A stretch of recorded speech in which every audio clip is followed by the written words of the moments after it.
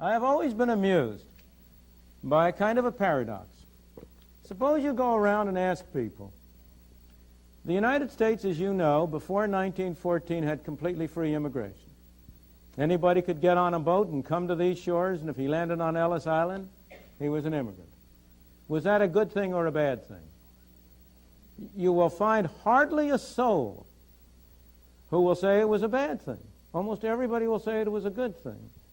But then I suppose I say to the same people, but now what about today? Do you think we should have free immigration? Oh, no, they'll say, we couldn't possibly have free immigration today. Why, that would flood us with immigrants from India and God knows where. We'd be driven down to a bare subsistence level. What's the difference? How can people be so inconsistent? Why is it that free immigration was a good thing before 1914 and free immigration is a bad thing today? Well, there's a sense in which that answer is right. There's a sense in which free immigration, in the same sense as we had it before 1914, is not possible today. Why not? Because it is one thing to have free immigration to jobs. It is another thing to have free immigration to welfare. And you cannot have both.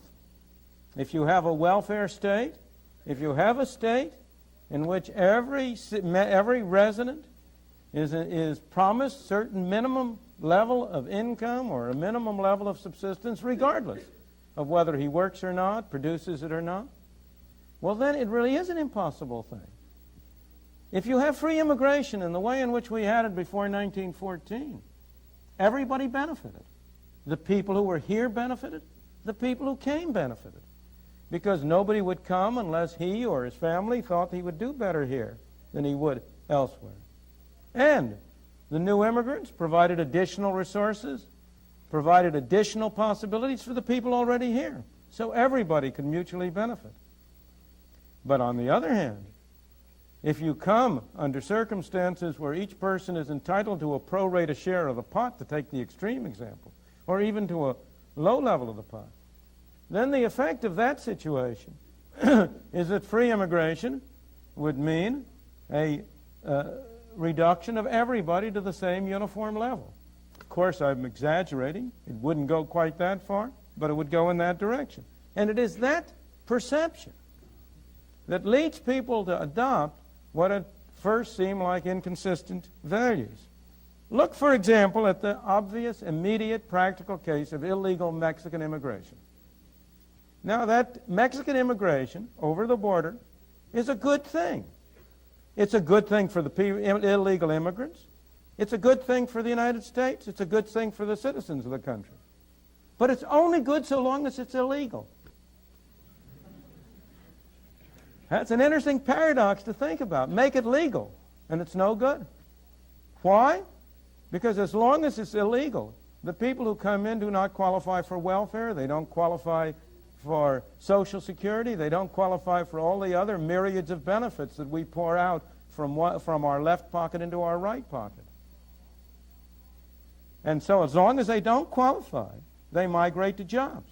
They take jobs that most residents of this country are unwilling to take.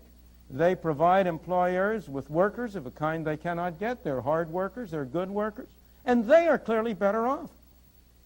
If you ever want to know what people prefer, the surest sign is how they vote with their feet.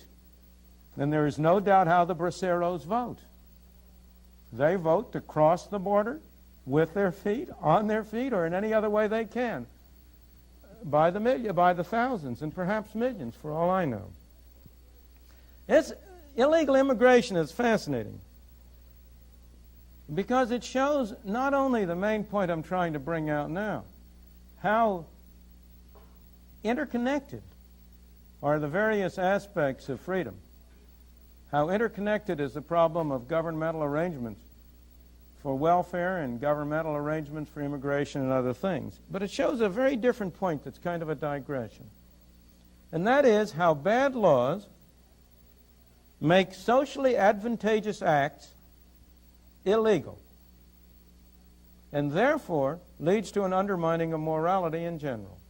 In relation to your statements as far as Mexican immigration go, I'd like to make the following comment, and that is that it seems to me that Mexican immigrants have a choice between, on one hand, staying in Mexico and getting what life they can, which to me seems like trying to evade starvation as long as possible, or crossing the river and then taking the job that they have available.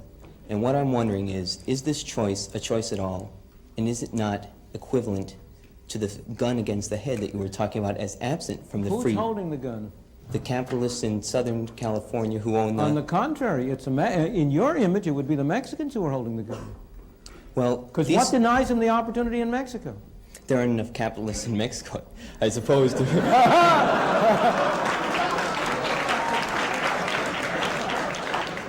Not enough jobs available. Obviously, they have two bad choices. Mm-hmm.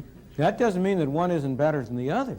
Well, and yeah, you I must agree. distinguish sharply between the somebody giving you a choice, which is not a very satisfactory one, and somebody imposing something on you. Nobody is holding a gun to the head of these people and saying they should come to California.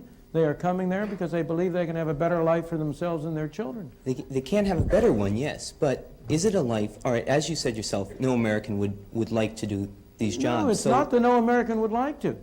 Many Americans would be perfectly willing to if that were their only alternative, but the Americans have better opportunities. Fine. How did the Americans get to have those opportunities? By being American citizens? Is that the point No, you're trying to... by initially going through stages similar to that which the Mexicans are going through. So You know, people don't come full-blown into the world.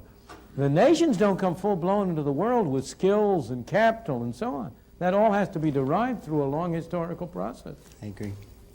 And what's the alternative? If you say, well, we're willing to have the Mexicans in only if they can be supported at the level at which the Americans are supported, then you're condemning them to stay in Mexico. Mm-hmm. But isn't So it true... don't hurt them in order to help them. Isn't it true that the wine growers in Southern California would prefer to have these Mexicans working at the rate they are working at than they would to have Americans come in and demand higher wages because of the alternatives they have? They would prefer to pay lower wages rather than higher wages. You'd like to pay lower prices for the things you buy rather than higher prices. Of course. That's the whole system. That's exactly the system. And if you say to the Mexicans, you may not offer to work for lower wages, then you're denying them the only weapon they have.